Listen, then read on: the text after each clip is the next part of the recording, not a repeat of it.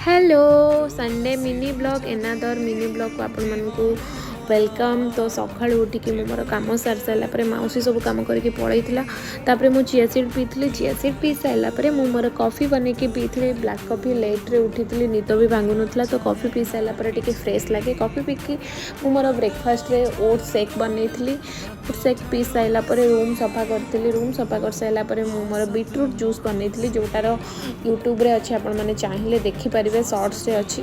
तो तापर मुझे लंच प्रिपरेशन कर देती। भात बसई देती मुंडे तेल लगे देती कहीं हेयर वाश कर तो तेल लगे सारापर माछ फ्राए कर देती। देन जाइए गाधे मोर लंच भी हो जाता। गाधेक आसी पूजा सारी देती। पूजा सारिक लंच कर देती। लंच पर मत मेडिसिन नबार था। मेडिसिन नहीं सारापर उठिकी टी वाटरमेलन जूस पीकी जाइए एक्सप्लेनेटरी की भिड़ भाई सेमती मत सब्सक्राइब कर दियो। तापर पैनकेक डिनर रे थिला। बाय।